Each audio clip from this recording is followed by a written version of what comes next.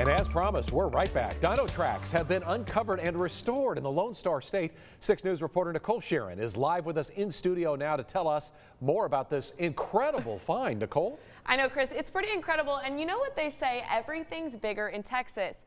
And for Dinosaur Valley State Park, that even means they're dinosaur tracks.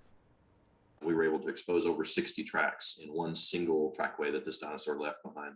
Imagine a footprint the size of your dinner plate. That's the size of the tracks that have been restored around the Dinosaur Valley State Park in Glen Rose, Texas.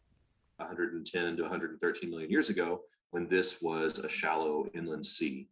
And so they were just walking through very thick, sticky mud, and it did a really good job of preserving their tracks. Various types of dino tracks have been found around the state park, but one is causing a big roar.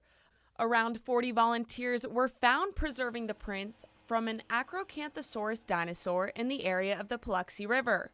But how were these tracks uncovered?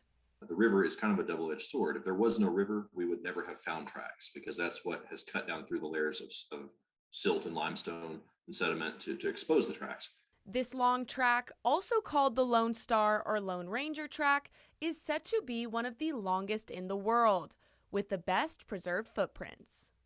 Limestone was such fine-grained limestone that it left a lot of detail from the feet of the acro that walked through there, and so you can see things like, you know, the pads on their feet, things that you don't expect to see in a dinosaur track that's that old, 113 million years.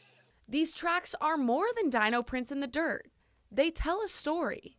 It gives me this really deep sense of connection to the resources, to the history, to deep time.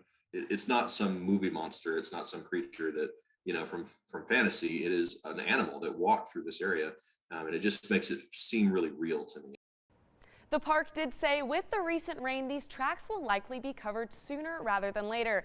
And it may be a while before we see them like this again. So hurry now to get a look for yourself. And Chris, I heard you've made a trip to the park before. I have gone with the kids, and I mean, incredible. There is an upside there, I guess, to the drought, exposing more of these tracks. Nicole Sheeran live in studio for us.